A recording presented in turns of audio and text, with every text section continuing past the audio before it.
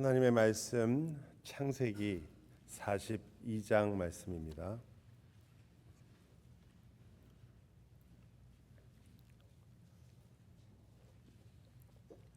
창세기 42장 1절로부터 8절 말씀입니다. 주님의 거룩한 영광스러운 말씀을 귀 기울여 들으시기 바랍니다. 그때에 야곱이 애굽에 곡식이 있음을 보고 아들들에게 이르되 너희는 어찌하여 서로 바라보고만 있느냐. 야곱이 또 이르되 내가 들은즉 저 애굽에 곡식이 있다 하니 너희는 그리로 가서 거기서 우리를 위하여 사오라. 그러면 우리가 살고 죽지 아니하리라 하매 요셉의 형 10사람이 애굽에서 곡식을 사려고 내려갔으나 야곱이 요셉의 아우 베냐민은 그의 형들과 함께 보내지 아니하였으니 이는 그의 생각에 재난이 그에게 미칠까 두려워함이었더라. 이스라엘의 아들들이 양식을 사러 간 자 중에 있으니 가나안 땅에 기근이 있음이라. 때에 요셉이 나라의 총리로서 그 땅 모든 백성에게 곡식을 팔더니 요셉의 형들이 와서 그 앞에서 땅에 엎드려 절하매 요셉이 보고 형들인 줄을 아나 모르는 채 하고 엄한 소리로 그들에게 말하여 이르되 너희가 어디서 왔느냐. 그들이 이르되 곡물을 사려고 가나안에서 왔나이다. 요셉은 그의 형들을 알아보나 그들은 요셉을 알아보지 못하더라. 아멘. 요셉의 이야기는 들을수록 그리고 읽을수록 기적 같은 이야기죠. 정말 고난을 당했지만 우리 식으로 말해서 성공을 이루어낸 그러한 사람 중에 한 명이기 때문에 우리는 이 요셉의 이야기를 즐겨 읽고 또 좋아합니다. 요셉의 이야기가 41장에서 만약에 끝났다면 우리는 요셉의 성공을 같이 좋아하고 우리 자녀들을 위해 기도하는 것처럼 주님 우리 자녀도 요셉 같은 지혜를 주시고 요셉같이 이 세상에서도 또 하나님 앞에서도 큰 일을 할 수 있도록 주님께서 인도해 주십시오라고 기도했을 것입니다. 그리고 그것은 어떤 면에서는 많은 부모님들의 바람이기도 하고 또 그러한 기도를 하지 못한다고 제가 말씀드리는 것도 아닙니다. 그러나 성경은 요셉의 이야기를 41장에서 끝내지 않고 50장까지 앞으로 9장이나 더 길게 끌고 갑니다. 왜냐하면 요셉의 이야기는 요셉의 개인의 뭐라고 할까요? 자기의 성공 스토리나 혹은 그가 어떻게 회복되었는가의 이야기보다는 하나님께서 하나님의 자녀들을 어떻게 구원하시고 그들을 이끄시며 그들을 하나님의 자녀로서 만들어 가시는가에 대한 이야기이기 때문입니다. 그래서 여러분 꼭 이 요셉의 이야기를 우리가 같이 공부해 가면서 잊지 마셔야 할 것은 요셉의 이야기는 단순한 성공 이야기가 아니다. 그런 것처럼 보이지만 사실은 하나님의 구원의 이야기다. 이것은 동시에 그렇기 때문에 야곱과 그리고 야곱의 자손들 모두에 대한 이야기가 되고 그들의 구원의 이야기입니다. 10 형제 그리고 요셉과 요셉의 동생이었던 베냐민까지 포함해서 사실은 12명 모두에 대한 이야기인 거죠. 다시 말씀드리는데 모두에 대한 이야기입니다. 그 안에 누구도 포함되어 있다고요? 요셉도 포함되어 있습니다. 이야기는 단지 형제들이 와서 요셉에게 내가 잘못했다 미안하다라고 하고 그걸 용서해 주는 요셉의 이야기가 다가 아니라 요셉도 그 안에서 구원을 어떻게 받아가느냐의 이야기고 형제들도 마찬가지입니다.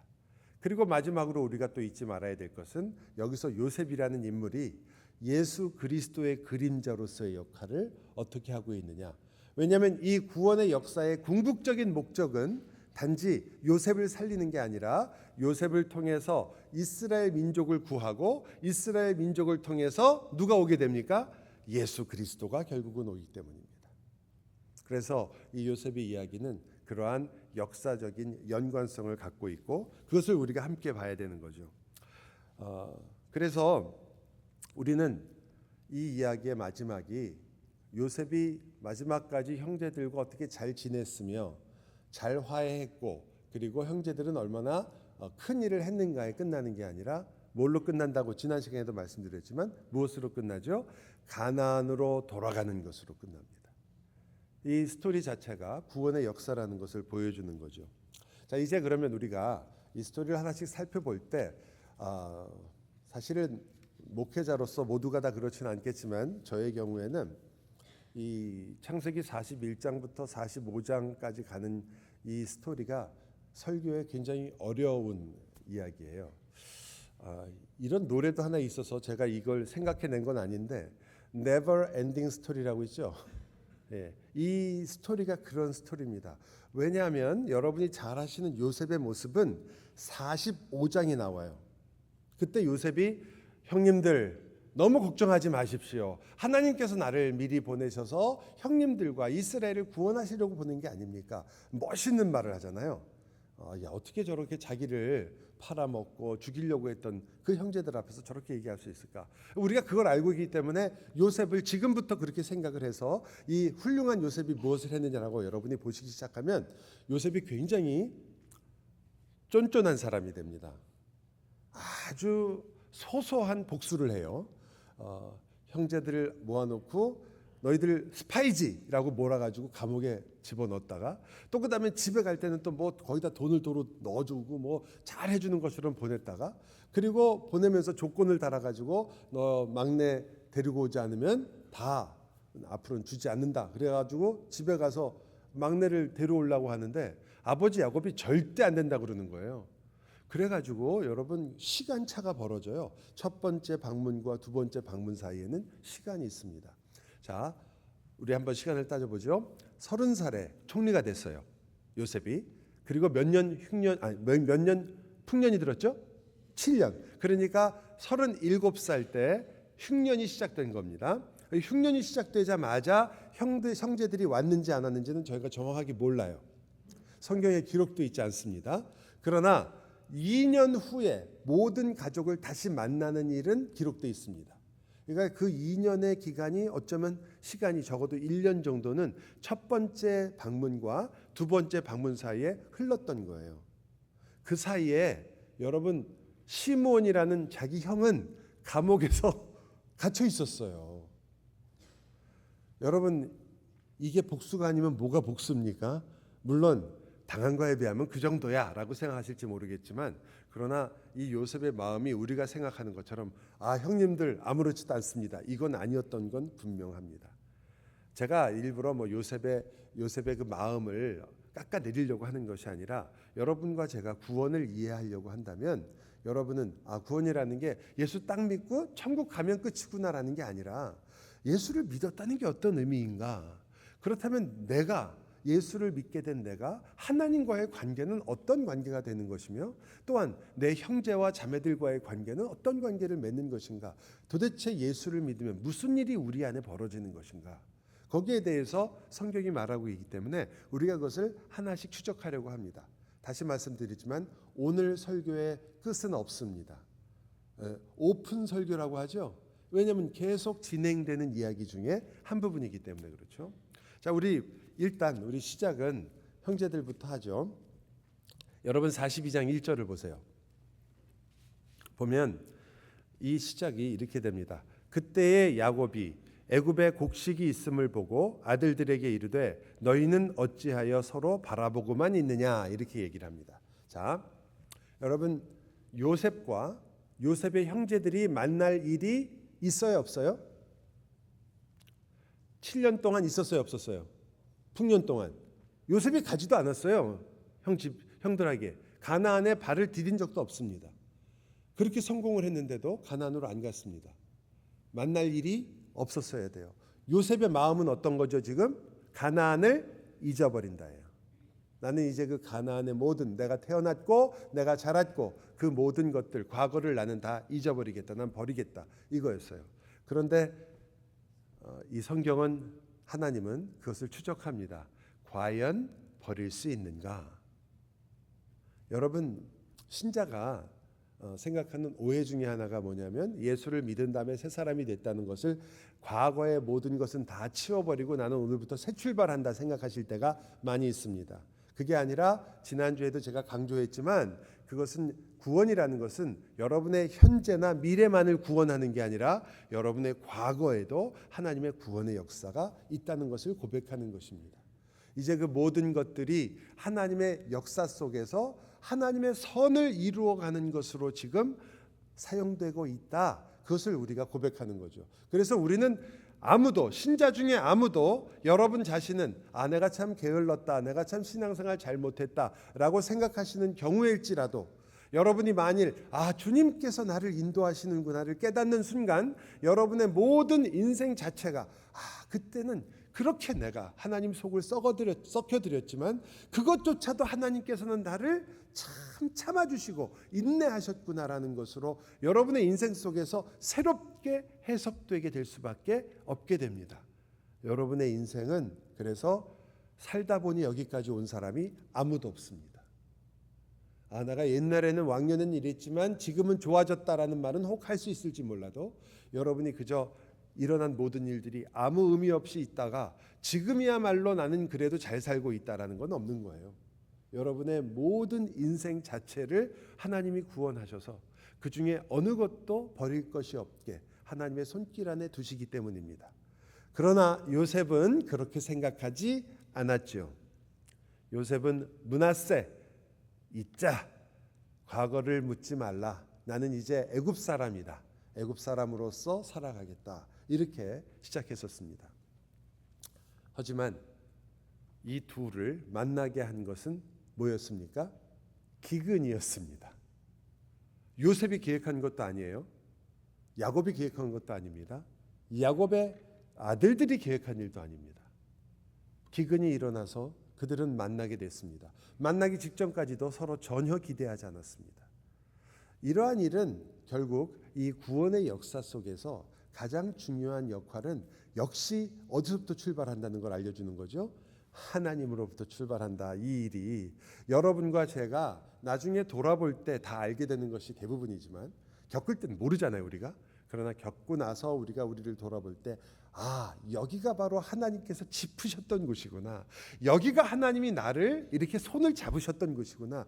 여기가 바로 하나님이 나를 업었던 곳이구나. 여기가 바로 하나님이 나를 안아주셨던 곳이구나. 그거를 여러분이 조금씩 더 알게 되죠.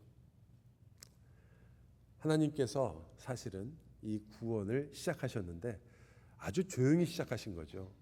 무슨 대단한 일을 통해서 이 둘이 만나게 된 것이 아니라 그저 기근이 와서 곡식을 얻으러 갔다가 만나게 됩니다. 그러나 그것이 요셉 같은 경우에 형들을 보고 그 얼굴을 깨닫는 순간 하나님의 역사가 조용한 것이 아니라 폭풍 같다는 걸 알게 되는 거죠. 하나님의 역사는 정말 폭풍처럼 그 인생 속으로 훅 하고 들어왔으니까요. 얼마나 놀랐겠습니까? 자기가 전혀 기대하지 않았던 형들이 왔습니다. 제일 처음 드는 생각이 뭐였을까요? 요셉에게 형들을 딱 보는 순간 잘 만났다. 한번 당해봐라. 이것이 전혀 없지 않다는 걸 우리가 본문에서 알 수가 있습니다.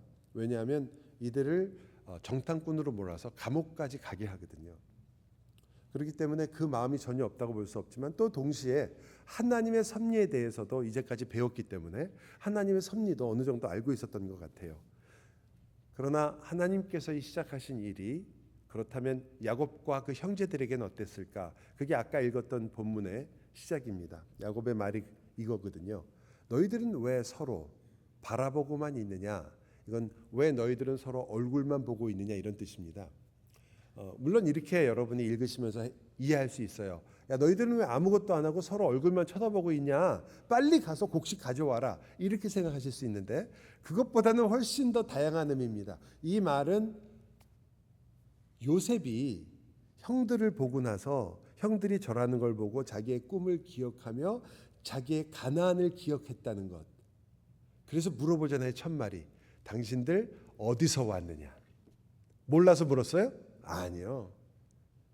결국 그의 인생 속에 있었던 상처와 과거가 내가 잊어버리겠다. 하나님이 나에게 잊게 하셨다라고 스스로에게 아무리 이야기한들 그것이 사라지는 것이 아니었다는 걸 보여주죠.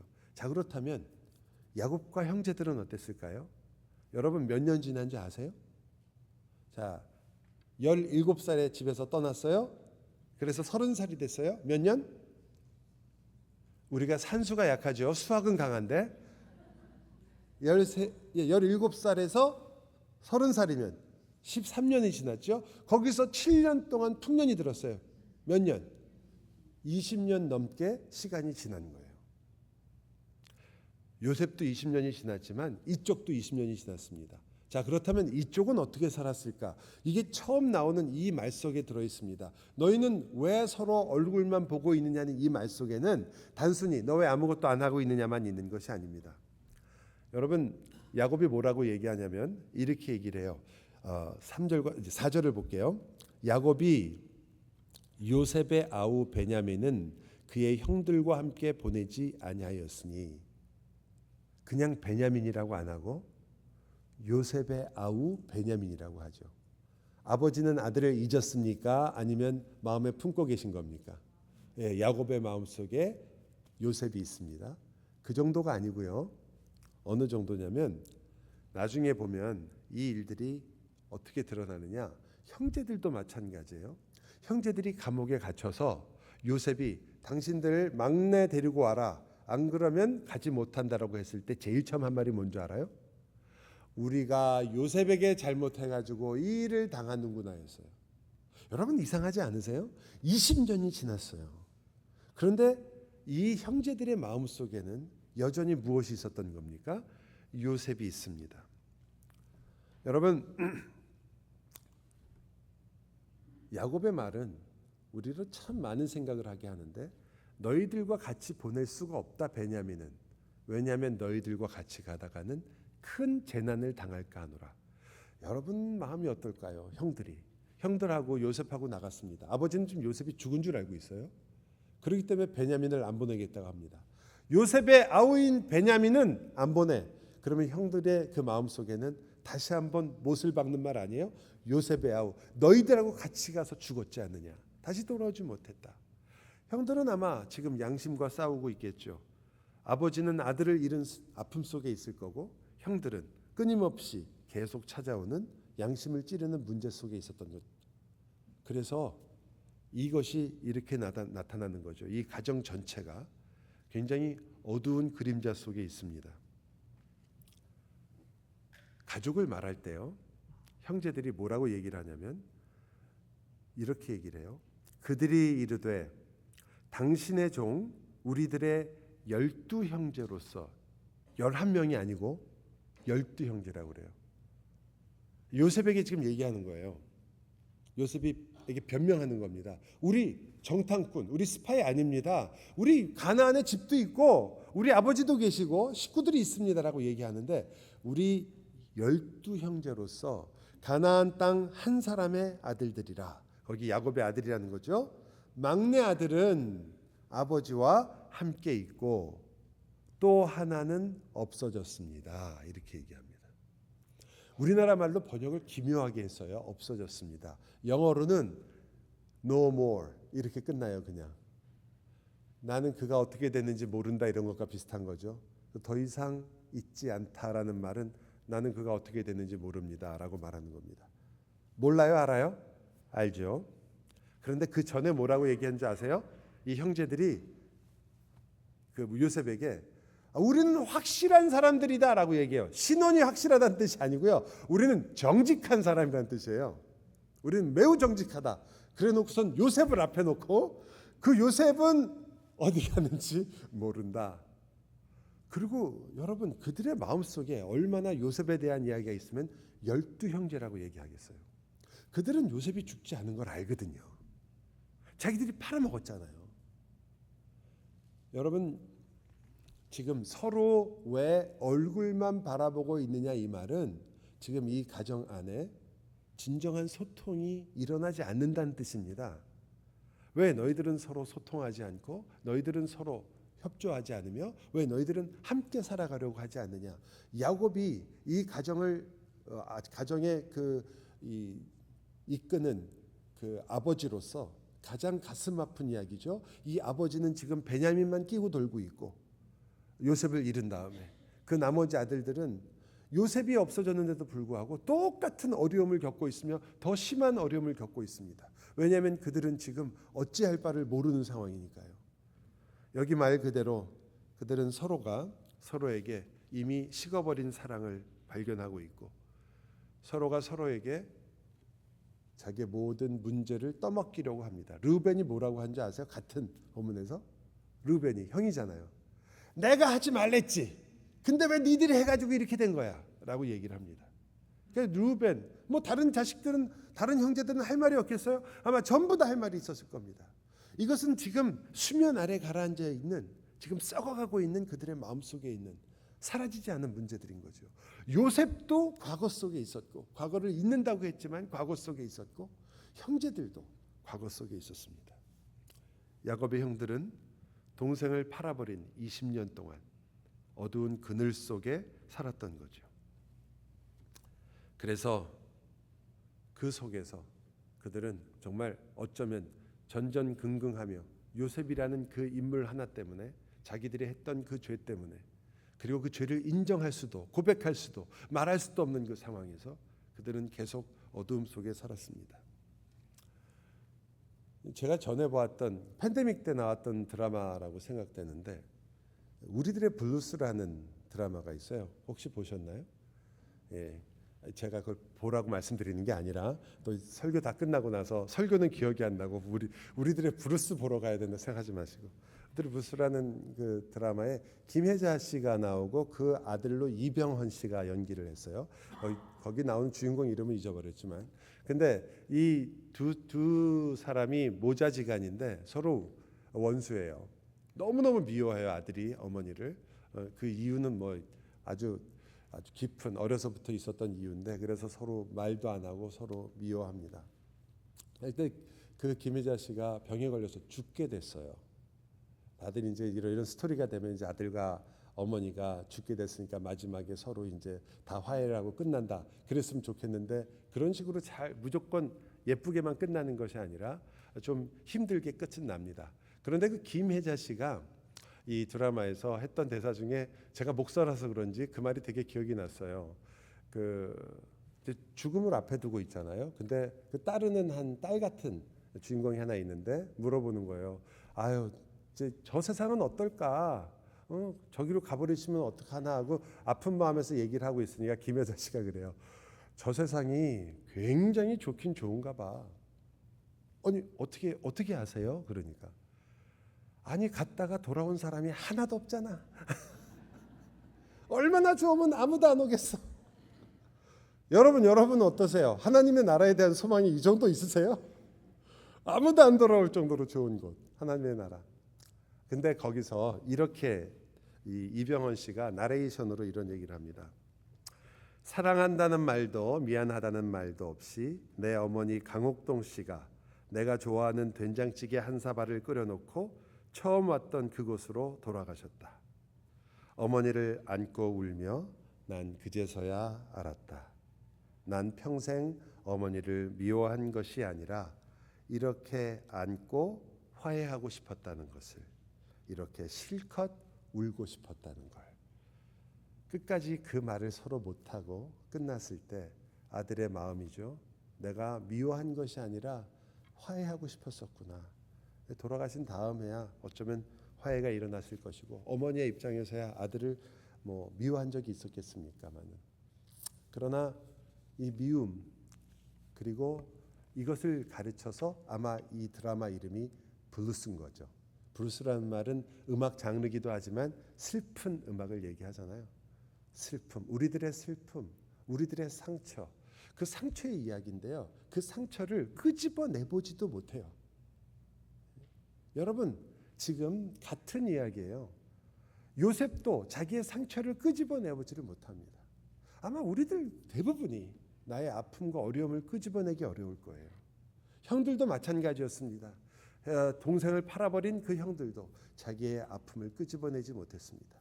여러분, 하나님의 구원에 있어서 굉장히 중요한 내용이 어디에 있냐면, 여러분의 인생 전체를 받아주시고 사랑하신 하나님께서 여러분의 과거까지 들어주신다는 거거든요.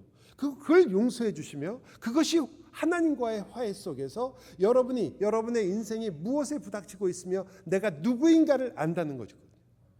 내가 진짜로 뭘 원했던가, 진정한 화해를 원하고 있는 우리의 마음을 우리도 모르고 그냥 꿋꿋이 그냥 안에다가 집어넣는 아버지와 아들이, 부부가, 그리고 형제와 자매가 그냥 그 마음속에 가지고 있었던 그 썩어만 가는 그 모습들을 성경은 그냥 놔두는 게 아니라 참 하나님은 그것을 우리가 다루기를 원하실 뿐 아니라 다루어 주시는 거예요. 지금 양심이 찔렀지만 덮고 살았던 형들, 너무나 고통스럽고 힘들었지만 덮기로 작정했던 요셉, 이 둘이 만납니다.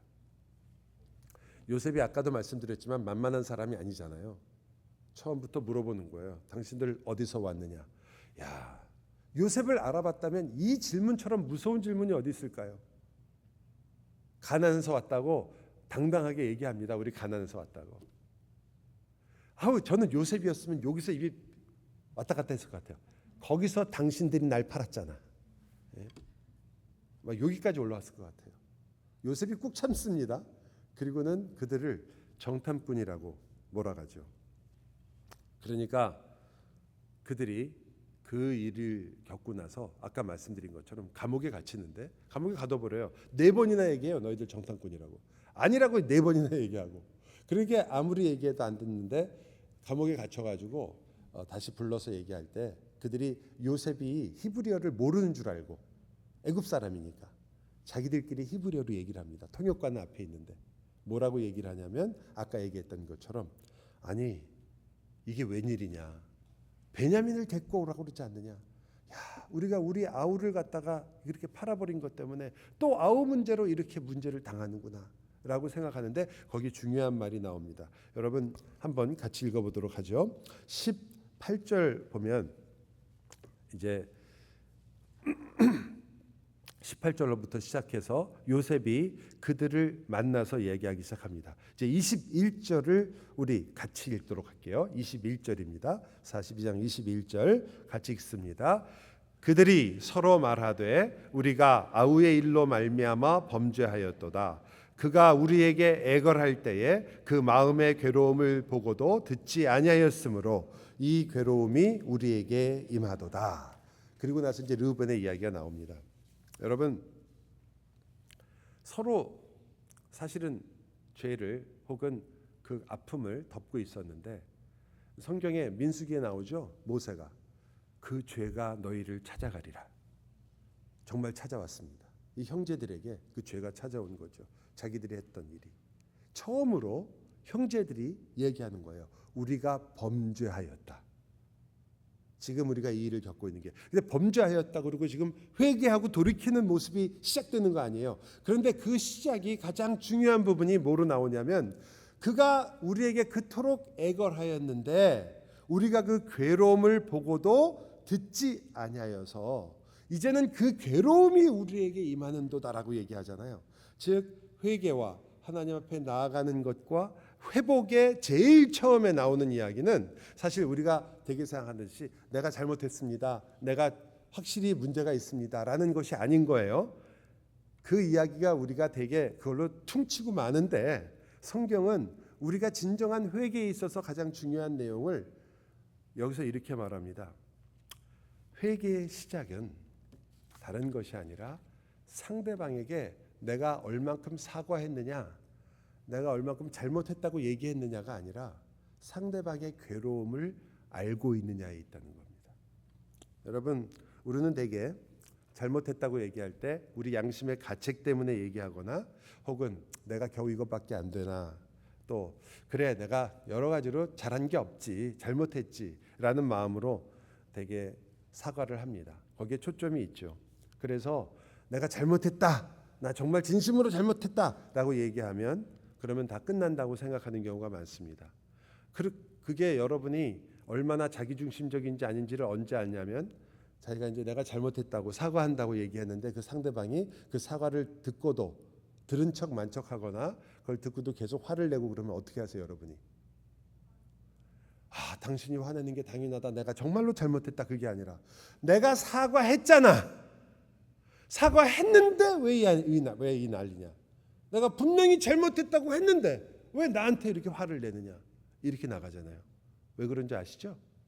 우리의 사과는 우리를 만족시키는 것이었기 때문입니다.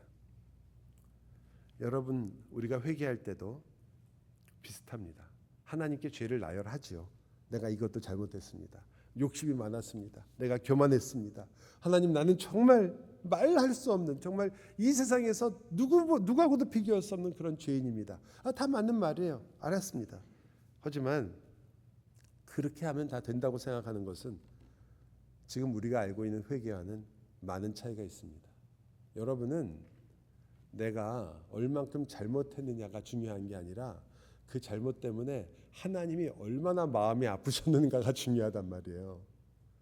여러분의 죄로 인하여 하나님께서 얼마나 슬퍼하셨으며 그것이 얼마나 하나님께 힘든 일이었는가를 여러분은 십자가에서 발견하게 됩니다. 그때 주님께서 엘로이 엘로이 라마 사박다니, 나의 하나님 어찌하여 나를 버리시나이까라고 했던 그 이유, 그리고 그때 주님께서 겪어야 했던 그 모든 고통들은 우리가 아는 것처럼 죄로 인한 것이었는데, 그 죄로 인한 고통이란 말은 그 죄 때문에 하나님께서 받으셨던 고통과 아픔들을 이야기합니다. 여러분과 제가 하나님 앞에 주님, 저희가 잘못했습니다. 제가 잘하지 못했습니다. 앞으로 잘하겠습니까? 라고 하는 것도 하나님께서 받아주시며 어쩌면 하나님께서 그렇다라고 할지 모르지만, 여러분과 제 삶이 바뀌지 않는 이유, 그렇게 회개했는데도, 그렇게 내가 하나님 앞에 내가 죄인이라고 얘기했고 내가 잘못했다고 얘기했는데도 불구하고 우리들은 전혀 관심이 없는데, 어디에 관심이 없느냐? 하나님의 마음에는 관심이 없습니다. 내 마음에만 관심이 있어요. 나를 용서해 주셔서 나는 이제 자유롭다에만 관심이 있습니다. 여러분과 제가 하나님을 어떻게 대했으며 그렇게 됐는지에 대해서 관심이 없는 거죠. 여러분, 우리는 어쩌면 여전히 너무나 어린아이 같죠. 근데 요셉이 그렇게 형들을 보았던, 그리고 형들을 보면서 감옥에 집어넣었던 요셉이 언제 우는지 아세요? 바로 이때 웁니다. 그가 얼마나 괴로웠을 것인가. 그런데 우리가 그 괴로움을 듣지 않았다. 그때 웁니다. 여러분, 제가 좀 바꿔서 말씀드릴까요? 여러분, 하나님이 여러분을 붙잡고 얼마나 우셨을까요? 얼마나 괴로워했을까요? 얼마나 애걸했을까요? 죄를 짓지 마라. 그 길로 가지 마라. 그것이 아니다. 그것은 네가 죽는 길이다. 얼마나 하나님이 여러분을 붙잡고 애걸했을까요? 제가 한국에 있을 때 전도사로 있으면서 중고등학생들 때문에 경찰서를 여러 번 왔다 갔다 했어요. 이 녀석들이 집에 사고를 쳐놓고 집에 전화를 못하니까, 부모님 오라고 못하니까 저를 보호자라고 불러가지고, 전도사가 무슨 죄가 있다고 감옥에 그 경찰서에 여러 번 갔어요. 거기 가면요, 물론 저같이 그냥 보호자로 와갖고 죄송합니다, 제가 잘하겠습니다, 그러고 뭐 쓰고 주민등록 좀 보여주고 이러고 가고, 제가 뭐 교회 전도사입니다 뭐 얘기하고서는 가는 경우도 있죠, 가벼운 경우는. 근데 그렇지 않은 경우에 부모님들이 결국 와야 되는 경우가 있어요. 오면 부모님들이 어떻게 하는지 아세요? 아니, 무슨 부모들이 죄가 그렇게 많아서 그 순경 아저씨, 지금 생각하면 저는 새파란 젊은, 제가 한국 들어가서 그 교통순경을 보는데 애들이더라고요. 애들, 그죠? 교통순경 정말 젊잖아요. 그런 애 바지 가랑이를 붙잡고요, 울며 불며 얘기해요. 한 번만 봐달라고. 우리 애가 그렇게 나쁜 애가 아니다. 우리 애가 실수한 거니까 한 번만 봐달라고. 여러분, 부모 마음이잖아요. 하나님 마음이 사람 마음만 못할까요? 여러분이 죄 속에 빠졌을 때, 여러분이 자기도 모르게 그 죽음의 길을 걸어가고 있을 때, 하나님의 나라가 아니라 오히려 내 나라를 만들려고 그렇게 가고 있을 때 하나님이 여러분을 어떻게 하셨을까요? 여기 말대로 하면 애걸하셨겠죠. 아니야, 그 길이 아니라고. 그 하나님의 마음이 어땠을까요? 여러분이 그래도 불구하고 결국은 저지르고 말고 죄를 짓고야 마는 여러분의 그 일들 때문에 여러분 하나님의 마음이 어떻게 상하셨을까요? 생각해 보셨습니까? 여러분 정말 그래서 회개하셨습니까? 아버지, 그때 하나님의 마음이 얼마나 아프셨을까요? 여러분, 제가 이야기를 그냥 하는 것이 아니라 여러분이 너무나 잘 아는 이야기 아니에요? 우리들이 되게 자식 키우면서 어머니나 아버지한테, 특히 딸들이 많이 전화하죠. 엄마 나 어떻게 키웠어? 너무 힘드니까 애 키우는 거. 그냥 말을 들어먹기를 하나, 맨날 사고를 치지, 거기다가 또 뭐 새벽부터 밤늦게까지. 얼마나 힘든 일입니까? 아이를 하나 키운다는 게. 거기에 비하면 강아지는 얼마나 쉽습니까? 그러니까 강아지를 많이 키우는 것 같아요. 뭐 말을 거스르기를 해요. 항상 좋다고 그러지 뭐.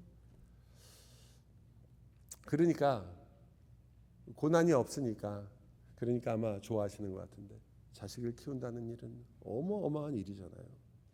그래서 그렇게 전화하잖아요. 어떠세요? 아버지, 저희 이렇게까지 오게 하느라고 그 마음이 어떠셨습니까? 기도해 보신 적 있어요? 그저 주님 또 나를 살려주셨습니다. 내가 잘못했습니다. 용서해 주십시오. 내가 다음부터 안 그럴게요. 여러분 회개는 너무 가벼운 거죠. 하나님의 마음의 아픔을 공감한 적이 없어요. 진정성이 없다 이 말이에요. 하나님의 마음을 공감한 회개가 주님께서는 이 죄로 얼마나 슬퍼하시며 아파하셨으며 나의 인생을 얼마나 사랑하시고 내 인생을 사랑하셨기에 얼마나 하나님께서는 모든 것을 나에게 쏟고 계셨을까. 그 마음이 없다면 우리의 회개는 가벼워질 수밖에 없겠죠. 그러나 여러분 아시는 것처럼 어느 날 여러분이 키운 자식이 어머니 자기의 종아리를 때리는 그 어머니의 손을 붙잡고 울면서 어머니 왜 이렇게 힘이 빠지셨어요? 했을 때 어머니들이 다 우시잖아요. 저 동화책에서 그거 읽고 써먹어 봤거든요. 어머니한테. 제가 그때 뭐 철이 들어서 그런 게 아니라 거기 동화책에 나오길래 저도 한번 해봤거든요. 어머니가 막 저희 어머니 무섭게 저희 화났을 때는 박달나무 몽둥이로 때리셨는데 뭐 손에 잡히는 대로 때리시진 않으셨지만 박달나무로 된 빗자루로 때리셨는데 한 대 맞자마자 얘기했어요. 어머니 어떻게 팔에 힘이 이렇게 빠지셨냐고. 그래? 왼손으로 때리시더라고. 여러분 우리가 이제는 어린아이와 같지 않아야 되지 않겠습니까? 여러분 이제 철이 드실 때가 되지 않았나요? 이제는 하나님의 마음을 어느 정도 아실 때가 된 거 아니에요? 아버지가 나를 이렇게 키우셨으며 여기까지 인도하신 동안 인내하셨던 그 마음이 어떤 상처였을지, 그렇게 참으셨던 하나님의 마음이 어떤 것인지 여러분도 참을 만큼 참아봤고 상처 입을 만큼 입어봤는데 어찌 모를 수 있겠어요? 아버지의 마음을, 그 아버지의 마음이 여러분을 부르셨고 여러분을 여기까지 이끄셨고 여러분에 대해서 붙들고 계시고 그리고 여러분을 키우셨습니다. 여러분 무엇에 감사하시겠습니까? 어디에 여러분의 기도가 있겠습니까? 요셉을 생각할 때 우리는 항상 위대한 고백을 생각하지만 그러나 그도 역시 아무 준비 없이 형들을 만났습니다. 그리고 그는 나중에 하나님이 이 일을 이렇게 이루신 것이 아닙니까? 라고 고백합니다. 이 말은 그의 회개 속에는 무엇이 들어있는지를 보여주는데 정확하게 말하면 하나님의 뜻을 알아가는 것이 회개 중에 한 부분이라는 것을 알게 합니다. 여러분 회개는 단순히 내가 잘못했습니다. 다음부터 안 하겠습니다가 아니라 첫 번째는 잘못한 거 맞아요. 내가 죄인인 거 맞습니다. 그러나 내가 죄인이기 때문에 내가 잘못했기 때문에 아버지의 마음을 어떻게 했는지를 아는 것입니다. 여러분 왜 우리가 서로 이야기할 때 상대방이 사과를 하는데도 받아주기 힘든 경우가 많잖아요. 안 받으려고 하죠. 왜? 진정성이 없다고. 내가 얼마나 마음이 아프고 내가 얼마나 속이 상했는데 너는 그렇게 한마디로 그냥 그렇게 퉁치고 마는 거냐? 이런 생각이 들면 진정성이 없게 생각되잖아요. 우리들의 회개는 어떻습니까? 여러분은 여러분의 죄가 어떤 것인지 그리고 그것이 하나님의 마음에 어떤 것을 주었는지 정말 생각하십니까? 회개에는 이 시작이 반드시 필요하다는 거죠. 또 하나는 우리가 계속해서 다루게 되겠지만 하나님의 뜻을, 하나님의 마음을 알아가는 일이 이 회개 속에 있다는 거죠. 그래서 우리는 이 회개를 여기서 멈출 수가 없고 다음 주까지 가게 되는 겁니다. 기도합시다.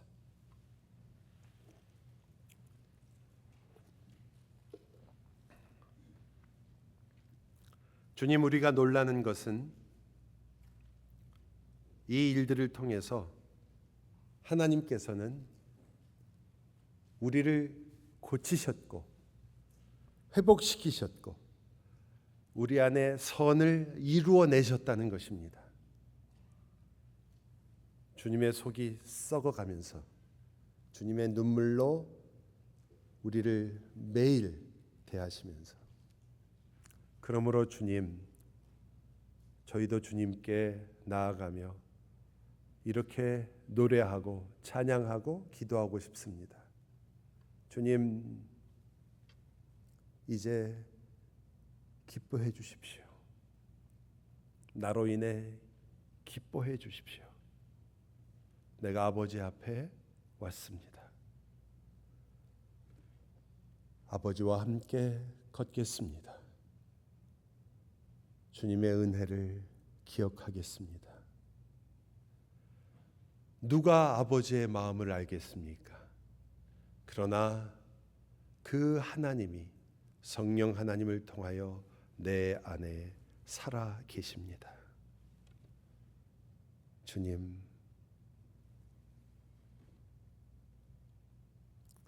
저희를 어찌 참으셨습니까?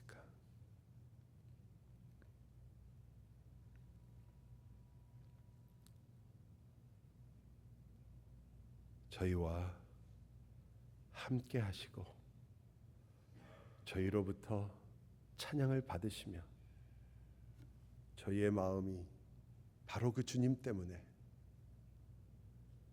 활활 타오르게 해주시고 주님을 위하여 모든 것을 드린다는 것이 어떤 의미인가를, 주님이 나를 사랑하시는 그 사랑이 어디까지 있는가를 깨닫게 하셔서 그 사랑으로 말미암아 우리의 마음이 벅차게 하여 주옵소서. 예수 그리스도의 이름으로 기도하옵나이다.